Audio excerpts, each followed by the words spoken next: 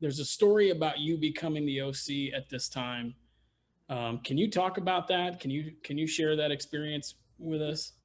Yeah, just briefly to introduce that aspect of it. I at that period in time was a PRO. I wrote letters. I encouraged other people to write letters and contact. PRO stands for public relations. Yeah, yeah, PRO officer, public relations officer. That's what it was. PR person, and we had smuggled in little pens, Parker refill pens, and cigarette papers. You know, the roll-up cigarettes. We joined those. So we wrote our letters and stretch and seal, smuggled them out. But anyway, that's another story. So I was the PR person during the period that would have been the first hunger strike. Bobby Sands had taken over from Brendan Hughes at the time, so he was in the what you would say the key position as OC in the H blocks, and we ran through that first hunger strike with massive support all over the place. And I have to pay compliment to our friends and colleagues in America who came out in their thousands everywhere all over America from the very start of the protest, the whole way through for the entire from the withdrawal of political status, the whole way through. Years of lobbying, you know, embassies and consulates all over America, tremendous support, which was crucial in building up the pressure on the British. So we took ourselves through that hunger strike. It ended with a promise of negotiations on a document that the British produced that was being we knew and had heard there was background contact, and that there was some negotiations going on behind the scenes, and messages were being relayed to us on a promise of a document being produced that the prisoners could favourably read, that would allow the situation to develop into a positive way out of the situation for all concerned.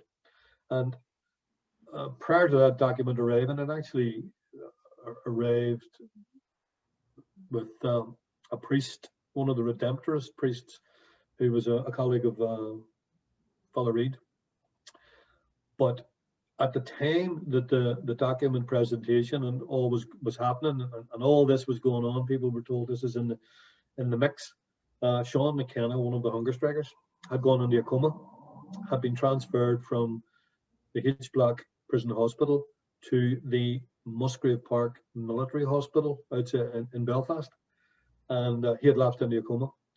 So the lads in the hospital felt that you know, things probably could get resolved, and there's no point in Sean McKenna dying. They felt that this was a possibility, that there's no point. So they terminated the hunger strike and sent word to Musgrave Hospital that Sean McKenna should receive treatment, and that then fast forwarded things.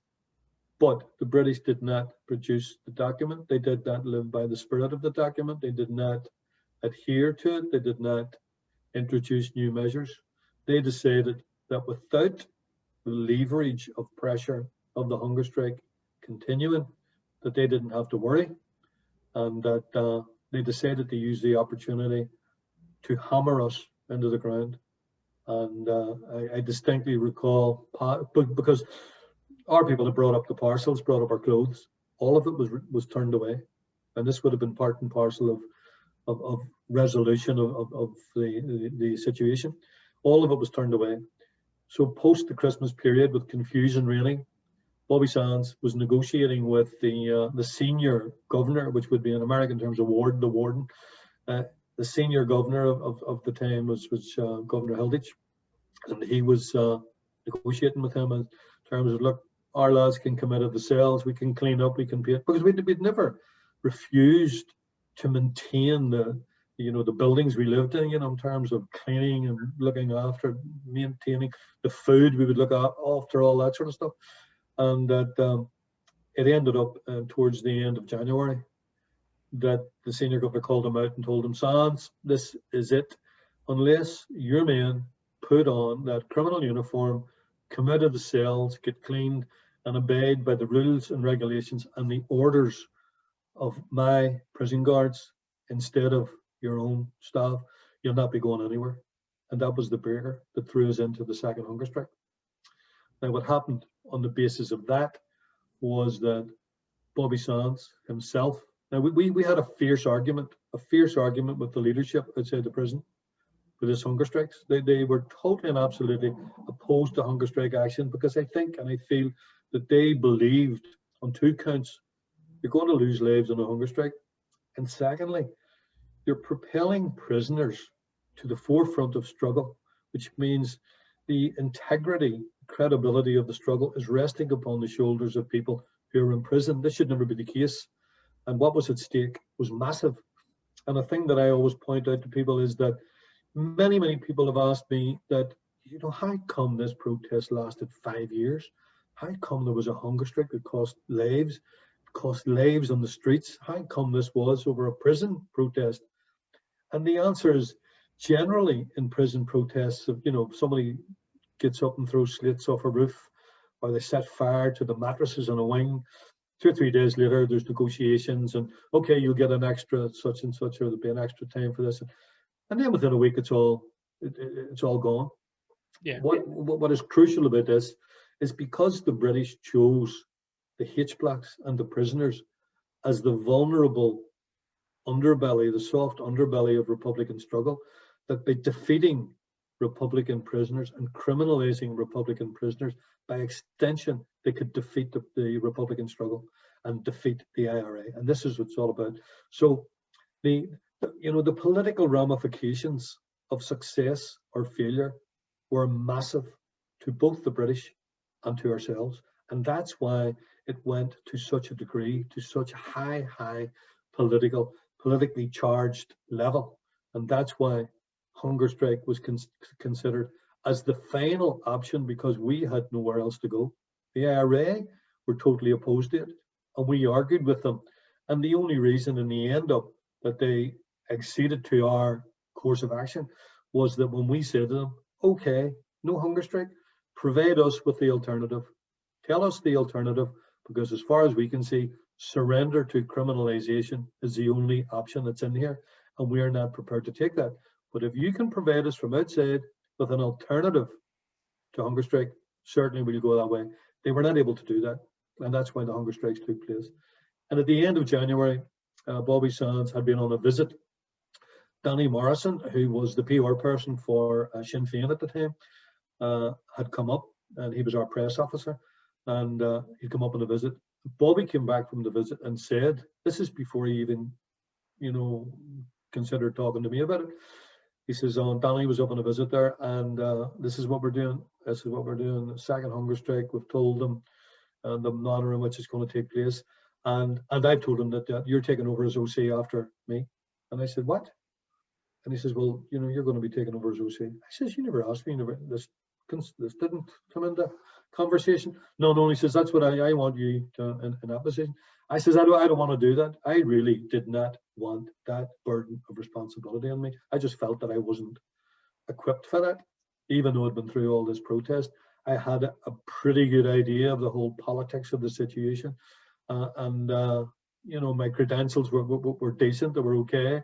I did not want the responsibility of that weighing upon my shoulders, because I know the pressure that he was under during the first hunger strike, because I was there in the background supporting him. And he says, no, I'm not having it any other way. So I then argued with him that, we have a command structure in the prison like anybody else. And you have your OC, your officer commanding, and then you have your vice OC, your second, then you have your adjutant, your education, etc., etc., etc. You have a load of people. And in terms of your PR person, I was at the bottom of the packing order.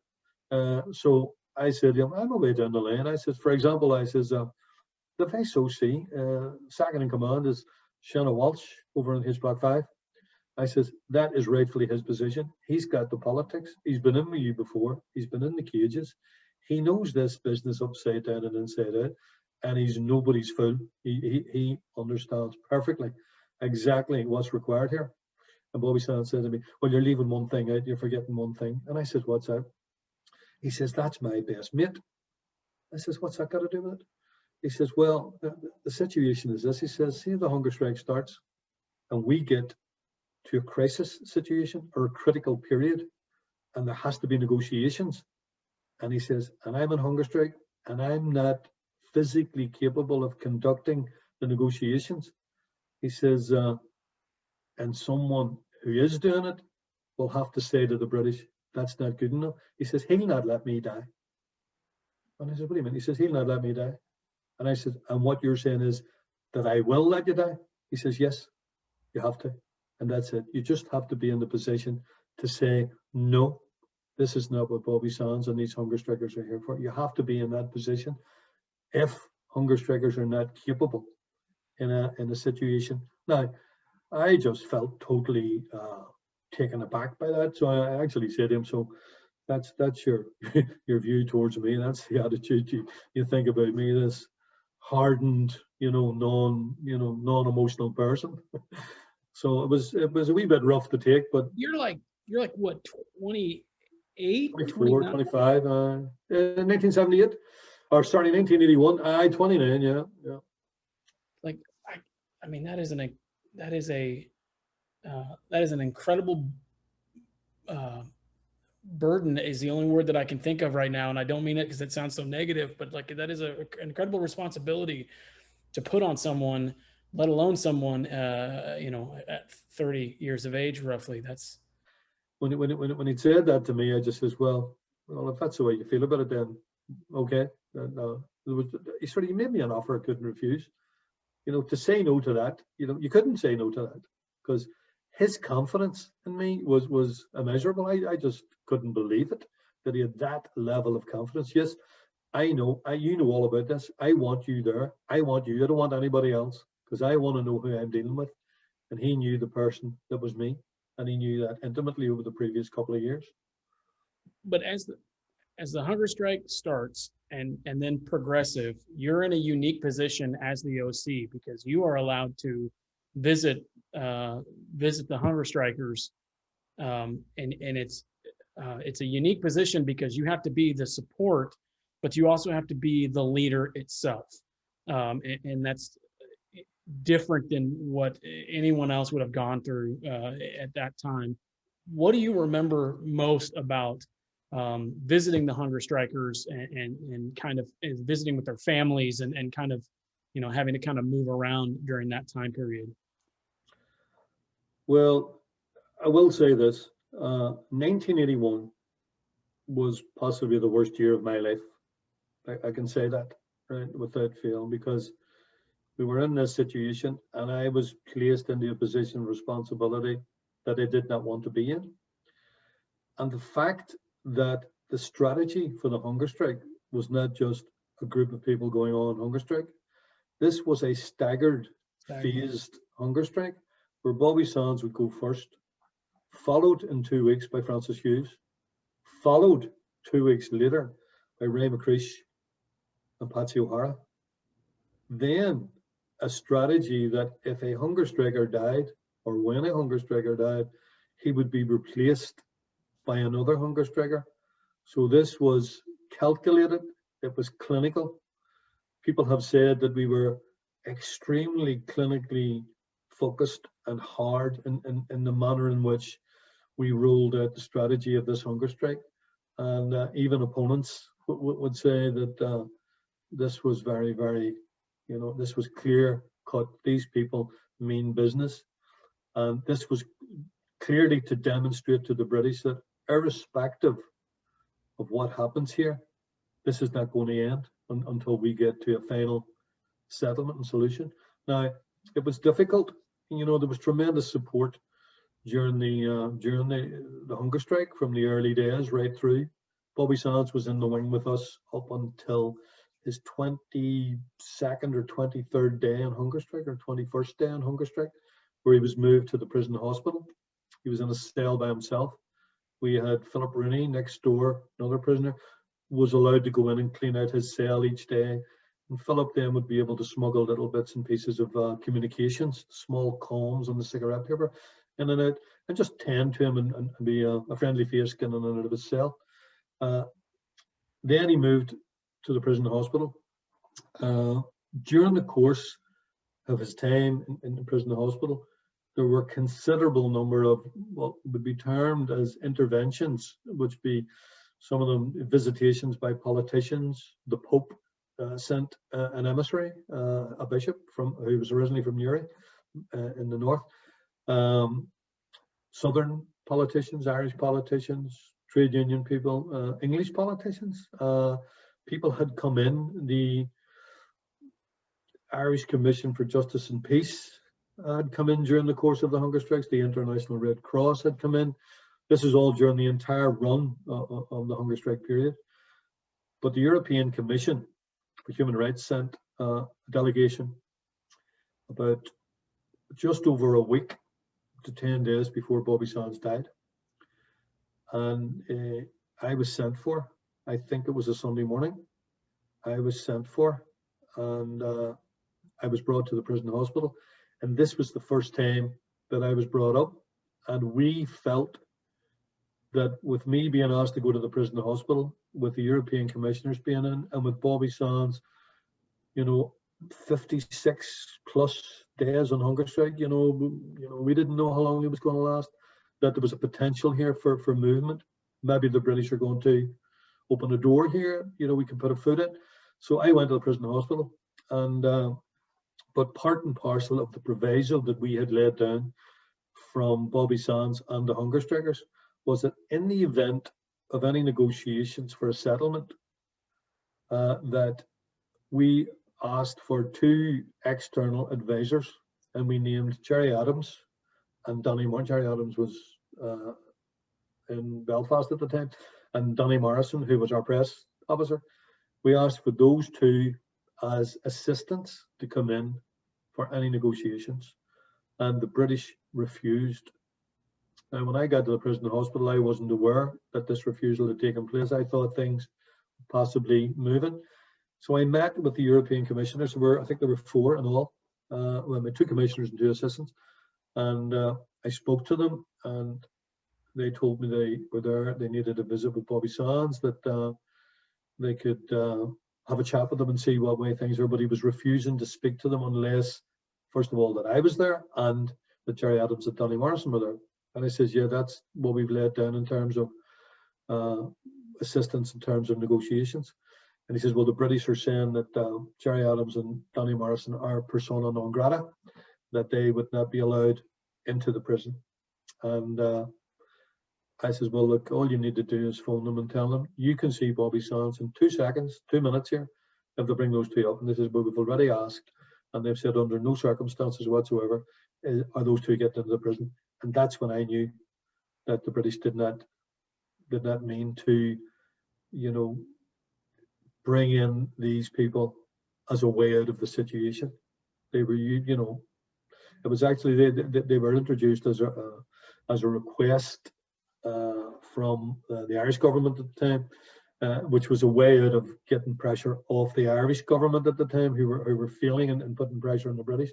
They sort of persuaded Bobby Sands' family to allow the commissioners in, that they could help to alleviate it, which wasn't the case, because it takes 4 or 5 years for a case to run through Europe.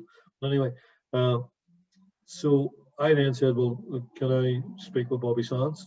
And they checked with the British Secretary of State's office at the Northern Ireland office, and they come back and said, yeah, he can go.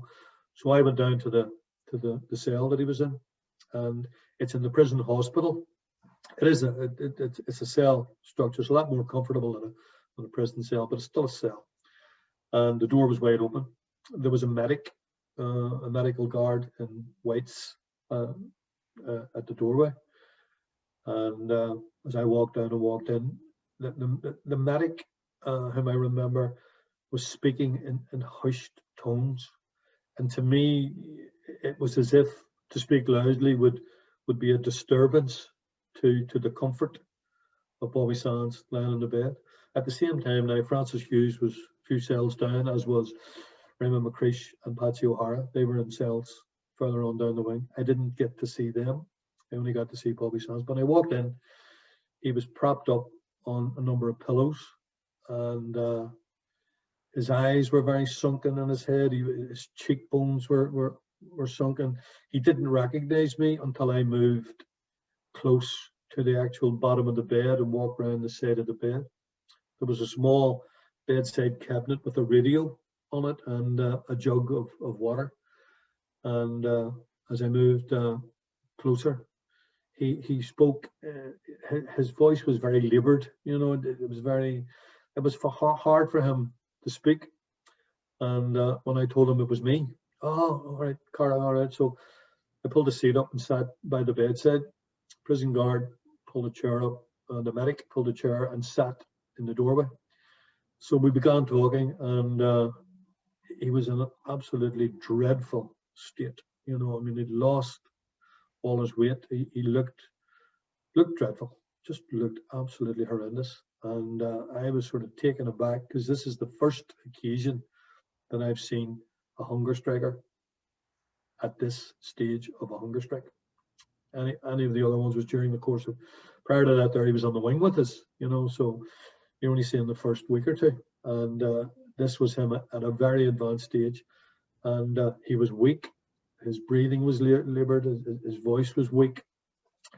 He found it very difficult to focus. His sight was you know, hard to see, and hearing was impaired a little bit. He couldn't hear very well, so that's why I had to go close. So he asked me why I was there. I explained about the European commissioners that were down in the governor's office, and he says to me, "What about the big lad?" Whom he always referred to, Gerry Adams, as the big lad. He says, "What about the big lad and Danny?" And I says, "Well, I've asked them about that, and they've said that the Brits have refused to allow them in." And at that moment, he knew that the negotiations were not going anywhere, and that the British were not genuine about an intention of bringing an end to this hunger strike. And it was at that point that he realised. And I knew as well, we both knew that this visit with him and me would be the last time that I would see him. I just assumed it. He knew it as well.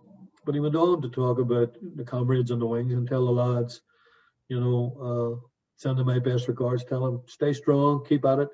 And the women, he had this passion for the women comrades in Armagh that he used to keep in contact with regularly. He wrote poetry about them and for them. And he had asked about sending word to Armagh. And I had said, yeah, absolutely, no problem. And they're all doing well and they're supporting you and we're in regular contact. And I don't think I was in that cell 15 minutes. I don't think I was there 15 minutes. It was very, very hard to sit there. And at the end of it, he just, he said to me, I said, look, I'll go on and leave you in peace. And he says, yeah, okay. So what are you going to do? I says, I'm going to go back to these commissioners and tell them unless Gerry Adams arrives up to prison, there'll be no, you know, the British refuse him in, then we believe the British are not genuine in making a resolution. So there's no point in staying. And as I got up to go, he just grabbed my hand. He says, I'm dying, Cara, I'm dying. And that's the last that he spoke to me. And I left, back to the commissioners, and then went back to the H block that I was in, the wing that I was in.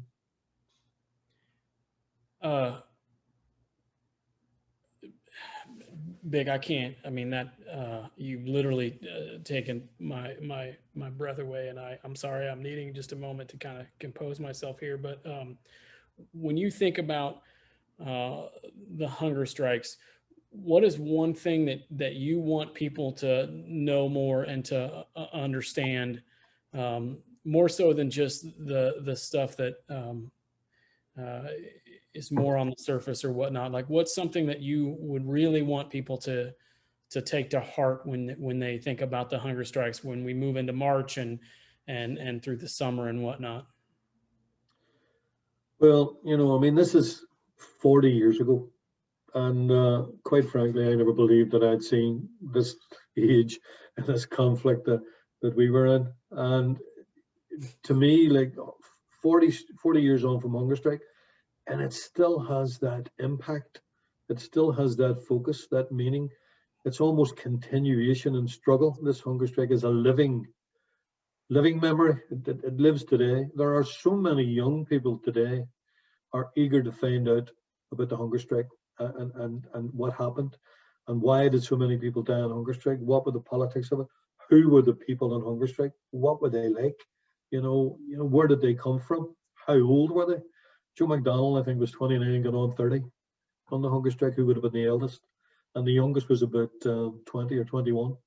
So they were all guys from, you know, rural areas, city areas.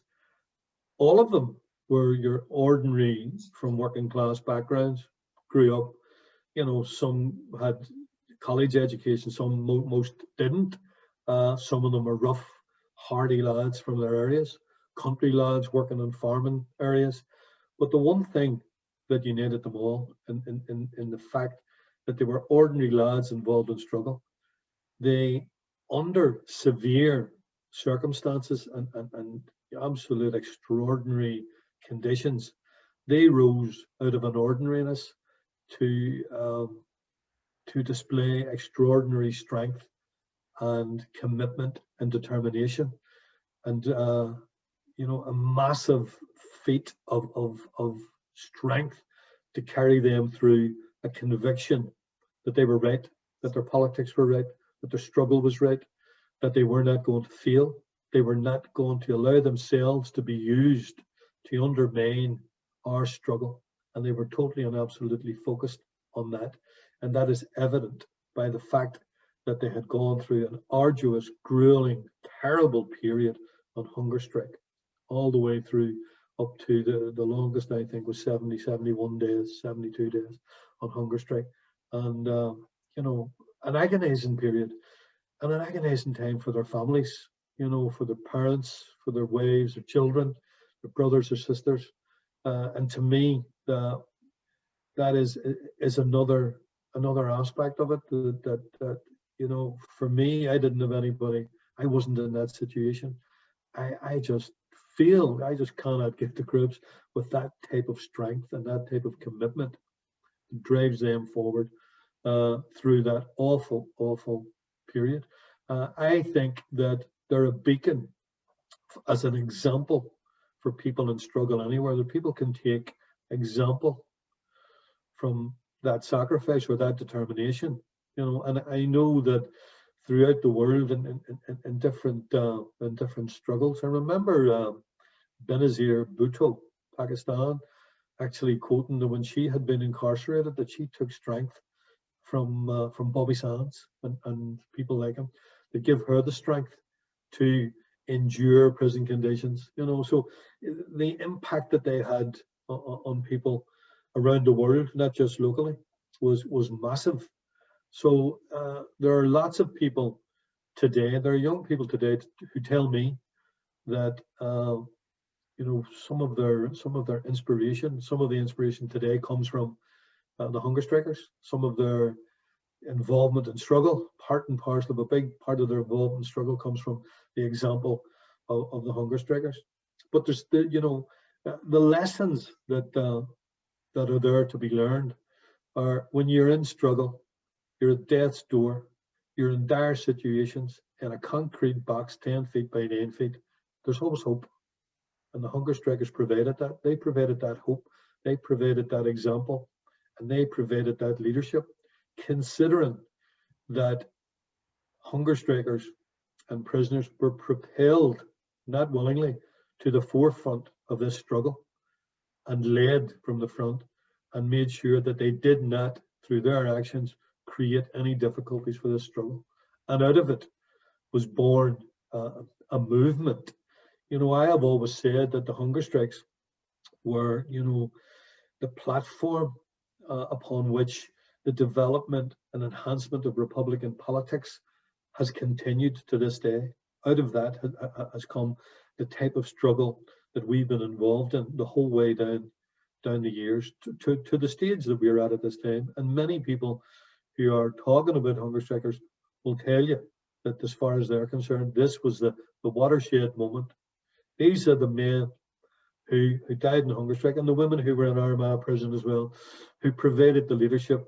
People have compared them to the momentous occasion of the GPO in 1916. This is our watershed.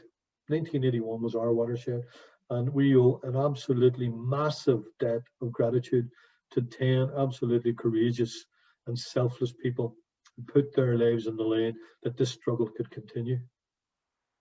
Well, I want to thank you a lot. It's meant a lot to me to have you come on, Vic. I can't express to you how much it has meant to me to have this conversation. Before I let you go, and I know that time is short, so I will ask you to briefly give me an answer. I ask everybody this. I'm an avid reader, and I would wonder if you were to meet a total stranger on the street and they were to say, "I want to know more," and just what do you recommend them to read? What book, website, podcast? What would you tell a total stranger to do to learn more and to educate themselves a little bit? Yes, Jay. In terms of acquiring,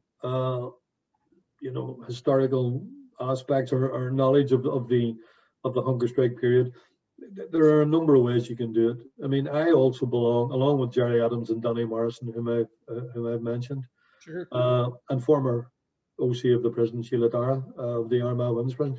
We belong to the Bobby Sands Trust, and that's a website. You just key in Bobby Sands Trust, you get all the information in terms of hunger strike material there. But recommended reading, there are a host of books that were written about the hunger strikes. Some of them are not worth reading, some of them are okay, some of them are decent. But for me, there are two or three key aspects. One is written by David Beresford, who was the South Africa correspondent for the Guardian newspaper in the 1980s. And he wrote a book called 10 Men Dead, where he took all the communications that we had smuggled out were kept. He was given access to all these, so he based his book around that. And for me, it is a formidable account and an accurate account of the hunger strike period, if anybody wanted to read that. Secondly, we wrote a book ourselves in prison prior to release, 10 years or more after the hunger strikes. We wrote a book. Lawrence McKeown, who was a former hunger striker and is involved in theatre and drama and all the rest of it, in writing, along with Brian Campbell, another prisoner who has since died, they compiled a collection of stories. And I think there could be anything between 15 and 20 contributions to this book. And it's called Nor Meekly Serve My Time. And it's individual stories by prisoners and former hunger strikers who contributed to this book. Definitely a worthwhile read. Certainly Bobby Sands' own writings. There are Bobby Sands' writings and collections of his stories, but one particular thing is his diary that he wrote himself, which commenced on March the 1st, and actually he wrote 17 days, and it terminated on St. Patrick's Day. His last entry in the diary was St. Patrick's Day of 1981, and he kept a daily journal of what was happening during his hunger strike, and definitely a worthwhile read. In fact, we are just about to reissue this on March the 1st. It's been reprinted with a new foreword and a couple of introductions by other people, introductions to it. Certainly a worthwhile read.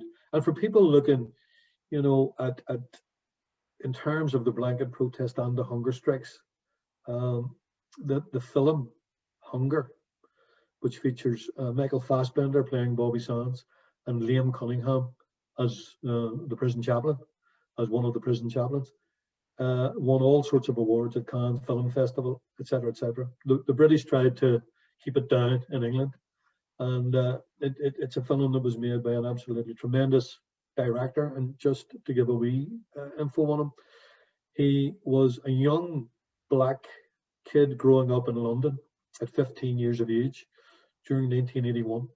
He became a Turner Prize winner in latter years for art, and was offered by Channel 4 to produce a documentary of anything he wanted. And he says, I want to do a documentary about Bobby Sands. And they said, are you crazy? And he says, well, if I'm not doing that, I'm not doing anything. They threw the checkbook on the table and told him, write your own check, go ahead. So he made this documentary. And the reason he said he made it was that as a 15-year-old black kid subject to discrimination and abuse in London, two abiding memories of 1981. One was Tottenham Hotspur winning the English FA Cup, of which he was a great fan. And the second was this image of an Irish guy called Bobby Sands on hunger strike. So that's another, the film Hunger. You can actually get it on Yeah. YouTube. It's certainly that will be worth a watch. But certainly those would be my recommended readings. Short list of them. Well, I can't thank you enough for taking the time to speak with us today. I very much appreciate it. I also want to say that we need to have you back at a later date to talk about the rest of your life and other things that you have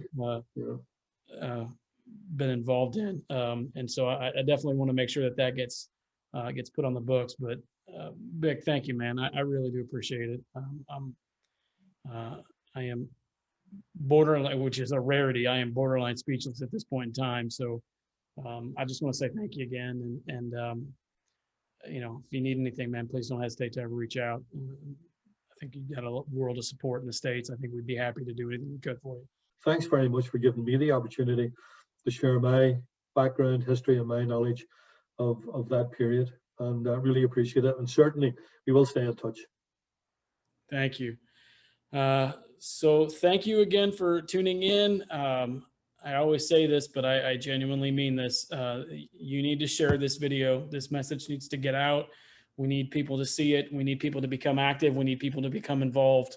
So if you haven't yet, please like this video. Please share it. Please make sure that you send it to that one guy that you know that would find this fascinating and become a friend of Sinn Féin. It doesn't take very much. It doesn't take a lot of time. Thank you again for tuning in. Until next time, Slán.